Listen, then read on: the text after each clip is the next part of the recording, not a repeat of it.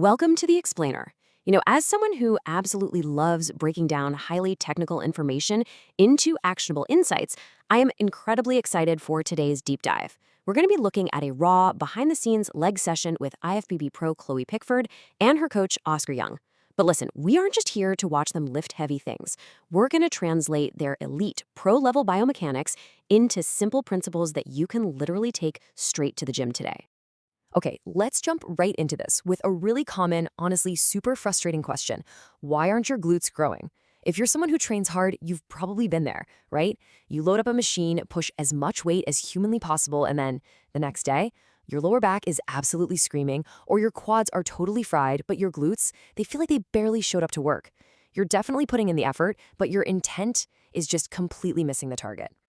And honestly, that right there is exactly what separates the amateurs from the pros. IFBB pros like Chloe and elite coaches like Oscar, they operate on a totally different wavelength. Oscar insists, and this is a core philosophy, that keeping execution standardized across the entire set is super, super important, because it's never just about getting a weight from point A to point B.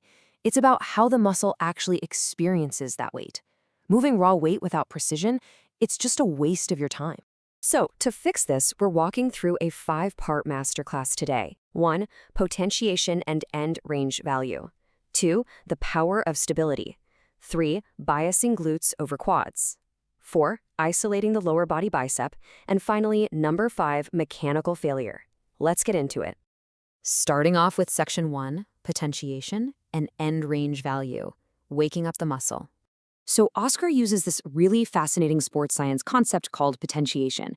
And this isn't just a basic warm-up. It's not about exhausting the muscle. Actually, it's more about programming the nervous system. On the hip abduction machine, Oscar has Chloe use a very light weight, and she just sits at the absolute end range of the movement doing these tiny, deliberate pulses. Why? Because it creates a profound sensation in the glute. He's literally flooding the muscle with blood and establishing this deep mind-muscle connection. That way, when the heavy sets actually start, the glute is already online and ready to fire. And here's where it gets highly strategic. As Chloe fatigues during her working sets, Oscar doesn't let her just quit or start using sloppy momentum.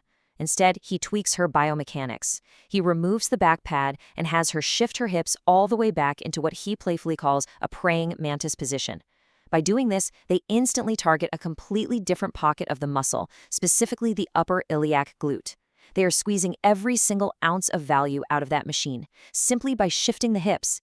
Moving right along to section 2, the power of stability, where higher output meets lower risk. Notice the huge contrast here between standard gym advice and pro-level execution. A lot of folks love doing split squats on a Smith machine, right? But Oscar points out a major flaw there.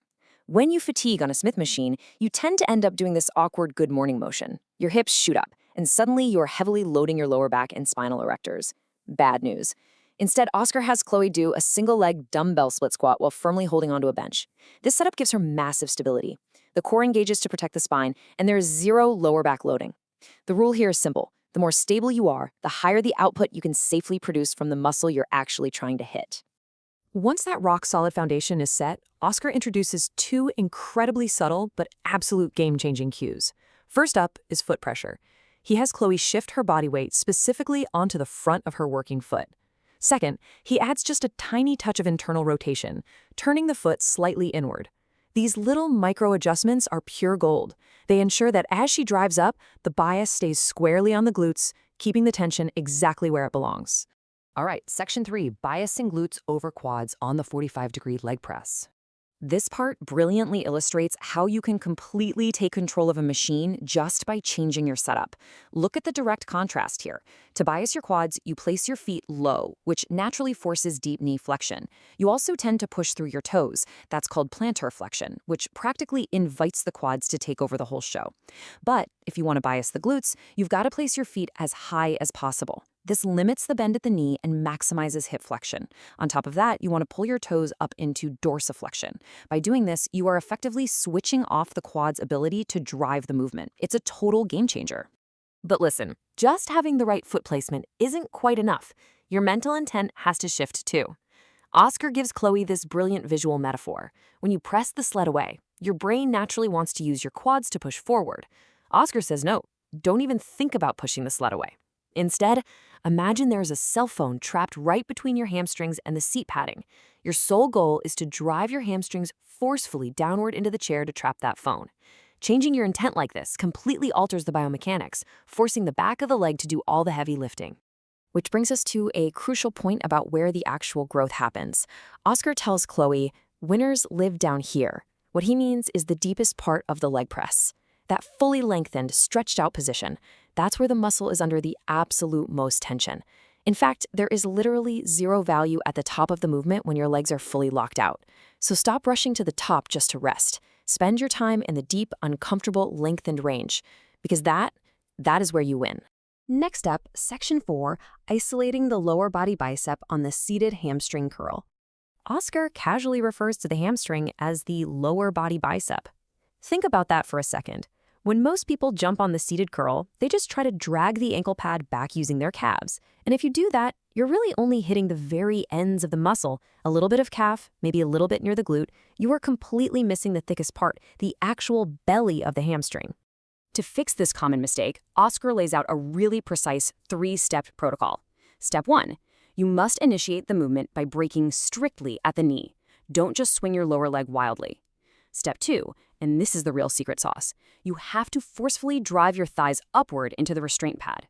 Because your muscles mirror each other, actively driving your thigh up forces the opposing muscle, your hamstring, to fire maximally.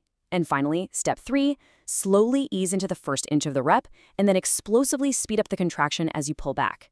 This instantly transforms the move from a lazy leg swing into a highly targeted cramping contraction right in the belly of the muscle. And finally, Section 5, mechanical failure. How to safely take it to the limit. This is where the magic happens, guys, but it's also where the danger lies. As Oscar points out, at the back end of a grilling set, the temptation to make the movement easier is just overwhelming. Your body naturally wants to squirm, use momentum, or rely on your lower back to keep the weight moving. But true mechanical failure means the target muscle, your glute, your hamstring, literally cannot complete one more rep with perfect form. Oscar's golden rule here is non-negotiable. Fail the target muscle, but never, ever fail your lower back.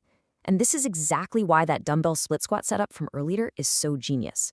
When Chloe hits absolute mechanical failure, she doesn't get crushed under a heavy barbell. She simply drops the dumbbell safely to the floor. Game over, perfect failure achieved, and absolutely zero spinal risk. Well, that brings us to the end of our explainer, and I want to leave you with a critical question to think about. Take a hard look at your own routine. Are you just moving raw weight from point A to point B, or are you truly applying intent? The next time you step into the gym, remember these pro principles. Potentiate the muscle first. Lock in your stability. Drive your hamstrings into the seat, push your thighs up into the restraint pod, and make sure you stay in that deep, lengthened range, because that's where the winners live. Stop just lifting and start executing. I really hope this structural breakdown transforms your next leg day. Keep learning, keep focusing, and I will see you in the next explainer.